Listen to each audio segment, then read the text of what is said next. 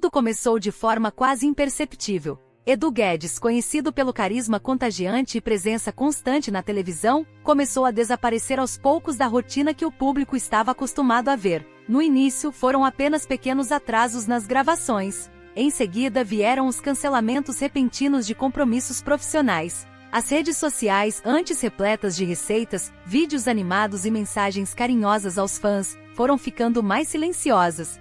Para quem acompanhava de fora, parecia apenas um sinal de cansaço ou uma pausa merecida. Mas para quem estava por perto, algo claramente não estava bem. Colegas de trabalho notaram uma mudança no comportamento de Edu. Ele estava mais introspectivo, com um semblante sério e, em alguns momentos, visivelmente abatido. Durante as gravações, ainda se esforçava para manter o sorriso de sempre, aquele que o tornou querido por milhares de brasileiros. Mas bastava a luz da câmera se apagar para o peso no olhar ficar evidente. Nos bastidores começaram as especulações. Uns falavam em estresse, outros cogitavam problemas pessoais. No entanto, a realidade era muito mais complexa, e ainda permanecia guardada sob absoluto sigilo. O que poucos sabiam era que Edu já enfrentava há semanas uma série de sintomas estranhos e incômodos. Dores abdominais persistentes, perda de apetite, fadiga constante e uma súbita perda de peso o deixaram em alerta. Mesmo relutante, procurou ajuda médica. Passou por exames de sangue, ultrassonografias, tomografias e consultas com especialistas.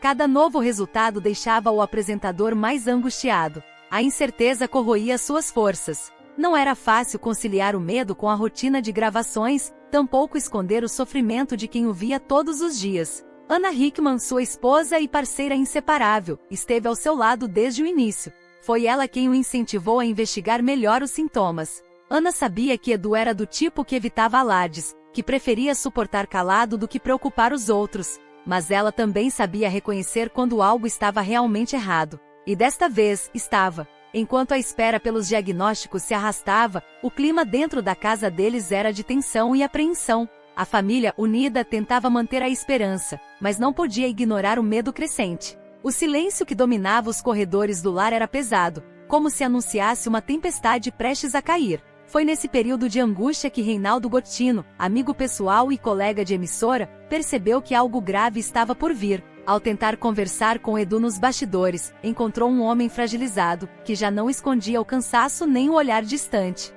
A suspeita começou a tomar forma, mas ninguém ousava dizer em voz alta o que todos temiam. E então finalmente chegou o dia da confirmação. Os dias de espera pelos resultados dos exames foram angustiantes. A cada nova consulta, Edu Guedes tentava se manter positivo, mas, no fundo, sentia que algo sério estava prestes a ser revelado. Quando finalmente recebeu a ligação do médico pedindo que fosse ao consultório para uma conversa presencial, o coração acelerou. Ana Hickman estava ao seu lado, segurando sua mão, tentando disfarçar a ansiedade. Na sala silenciosa, o médico foi direto, porém cuidadoso com as palavras. O diagnóstico era claro: câncer no pâncreas. A notícia caiu como um raio. Edu ficou em choque.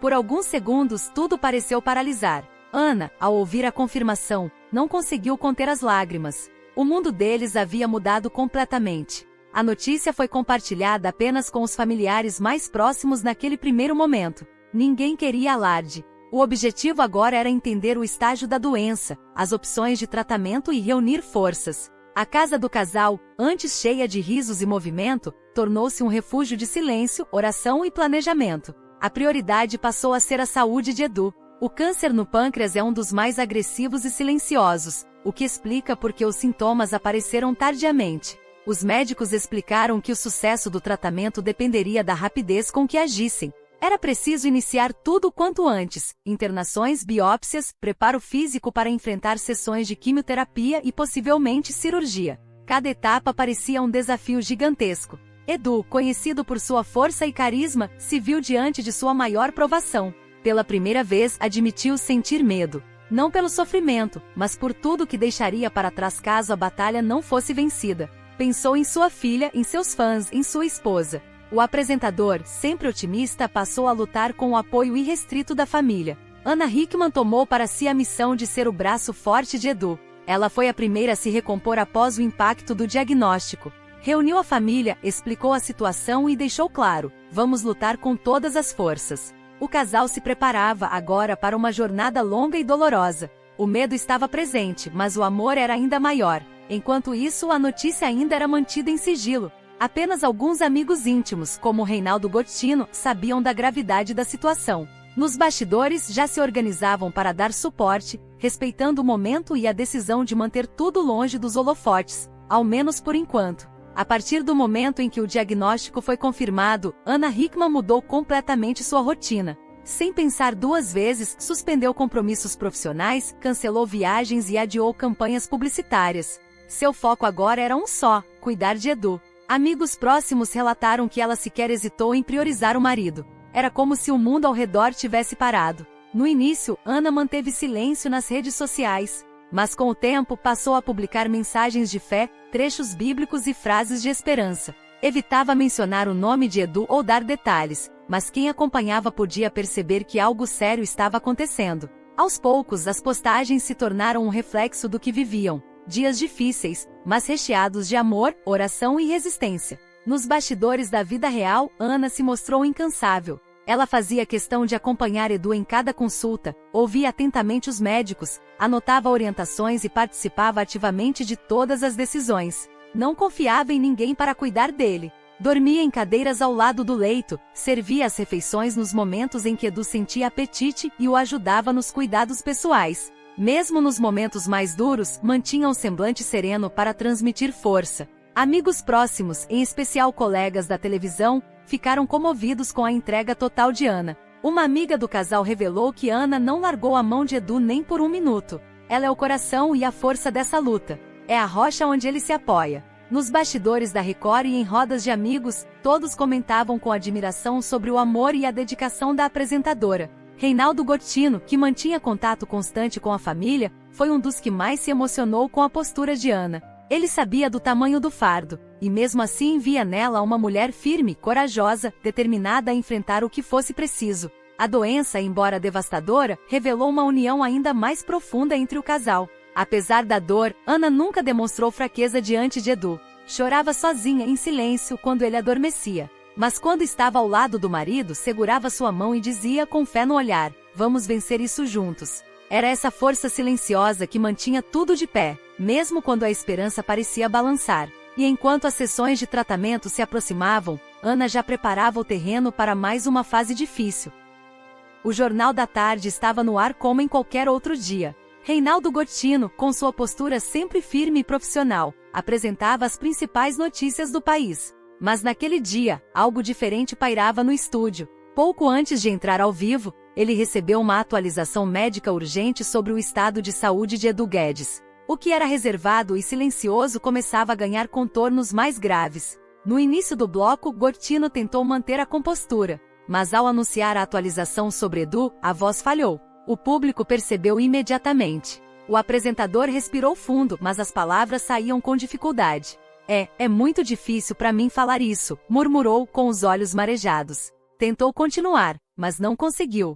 As lágrimas vieram sem controle. A produção, em respeito, não cortou a cena. O país inteiro assistia, em tempo real, a um amigo despencar diante da dor. "Eu não consigo. Desculpa, Brasil. Ele é meu irmão", disse, visivelmente abalado. O silêncio que tomou conta do estúdio foi mais eloquente do que qualquer palavra. A emoção de Gotino foi a tradução exata do que milhares de pessoas sentiam. Nos bastidores, a equipe correu para reorganizar o jornal, mas não havia como ignorar o impacto. Naquele momento, o Brasil compreendeu a gravidade do que Edu Guedes enfrentava. A reação de Gotino, autêntica e humana, viralizou nas redes sociais. Trechos do choro ao vivo foram compartilhados com mensagens de apoio, oração e solidariedade. Ana Hickman, ao saber do ocorrido, enviou uma mensagem de carinho a Gotino. "Sei o quanto você ama o Edu. Sua emoção nos tocou profundamente. Obrigada por ser verdadeiro." A relação entre eles era antiga. Mais do que colegas, eram amigos que dividiam confidências, almoços, risos e agora, lágrimas. A partir daquele momento, a luta de Edu deixou de ser apenas um drama familiar. Tornou-se uma comoção nacional. O público se uniu em sentimento. Era como se, de repente, todos tivessem um parente ou amigo enfrentando o câncer. E esse alguém se chamava Edu Guedes. Com o impacto da transmissão, programas da emissora passaram a tratar o caso com mais delicadeza e atenção. A Record TV autorizou boletins de saúde breves, cuidadosamente aprovados pela família. A imprensa, por sua vez, recuou do sensacionalismo. A dor compartilhada por Gotino serviu de freio para o espetáculo da tragédia. Mas enquanto o país se emocionava com aquele momento dentro do hospital, a palavra de ordem era agir. Logo após o diagnóstico confirmado, Ana Hickman e a família de Edu mobilizaram tudo o que podiam. Contatos com médicos renomados foram feitos em São Paulo, no Rio e até no exterior. Era uma corrida contra o tempo. O câncer no pâncreas, conhecido por sua evolução silenciosa, agora exigia decisões rápidas, certeiras e sem margem para erros. Uma junta médica foi formada, reunindo oncologistas, cirurgiões e especialistas em terapia avançada. As discussões eram intensas. A gravidade do caso impunha urgência. A primeira preocupação dos médicos era conter o avanço da doença para outros órgãos. Radioterapia, imunoterapia e até tratamentos experimentais foram considerados. Cada detalhe era analisado minuciosamente. Edu, mesmo abalado, participava das reuniões com atenção. Queria entender, saber exatamente o que enfrentaria. Ana estava ao seu lado em cada uma dessas decisões, anotando tudo, fazendo perguntas, buscando referências. Em pouco tempo, a casa deles foi tomada por pilhas de exames, laudos, documentos médicos. Era um verdadeiro centro de guerra contra o câncer. O apresentador foi internado para iniciar uma preparação rigorosa.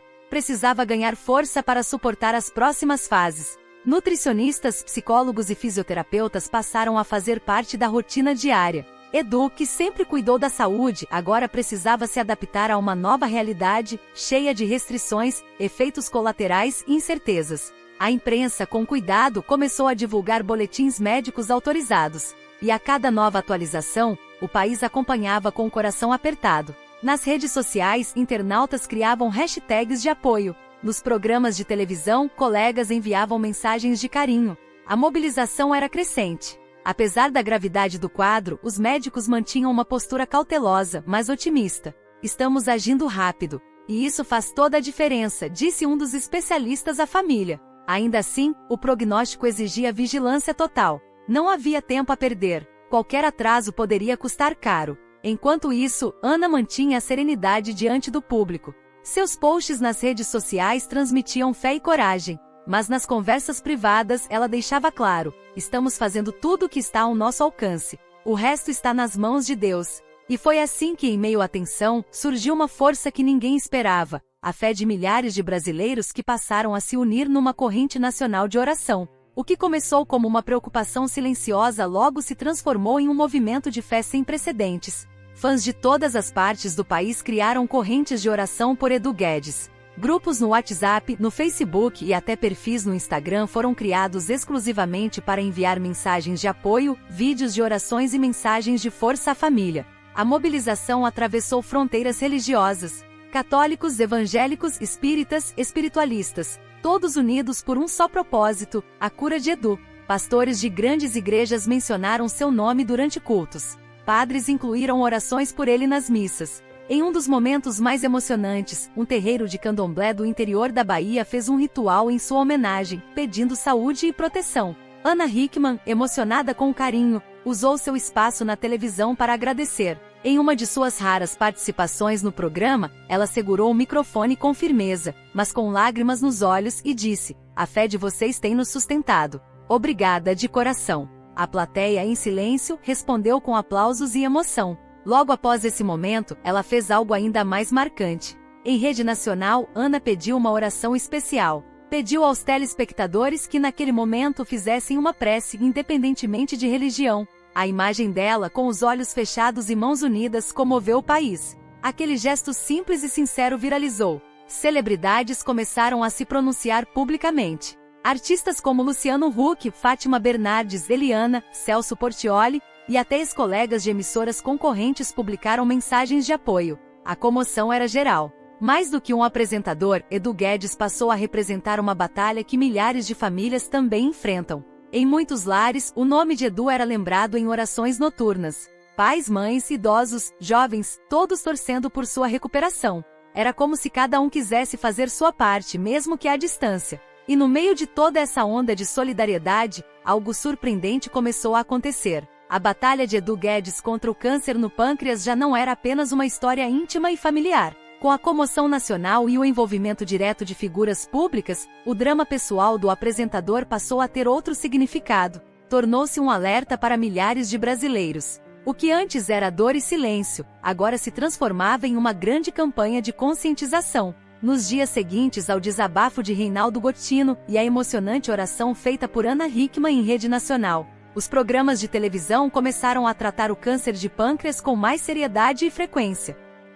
Médicos especialistas foram convidados para entrevistas ao vivo. Jornais abriram espaço para reportagens explicativas e os portais de notícia criaram sessões especiais sobre prevenção, sintomas e tratamentos. Pela primeira vez, muitos brasileiros ouviram falar sobre essa doença de forma clara e objetiva. Descobriram que o câncer no pâncreas é silencioso, de difícil diagnóstico e altamente agressivo. Com isso, aumentaram as buscas por exames, check UPS e orientações médicas. Clínicas relataram uma crescente procura por avaliações abdominais e de rotina. Além disso, o caso de Edu trouxe visibilidade à importância de se ouvir os sinais do corpo. Dores persistentes, fadiga constante, perda de peso sem explicação. Tudo isso passou a ser levado mais a sério por quem antes ignorava esses sintomas. Pessoas comuns, inspiradas pela história do apresentador, passaram a buscar ajuda médica por prevenção. A imprensa desempenhou um papel essencial nesse movimento. Com responsabilidade e sensibilidade, diversas emissoras evitaram o sensacionalismo e optaram por informar.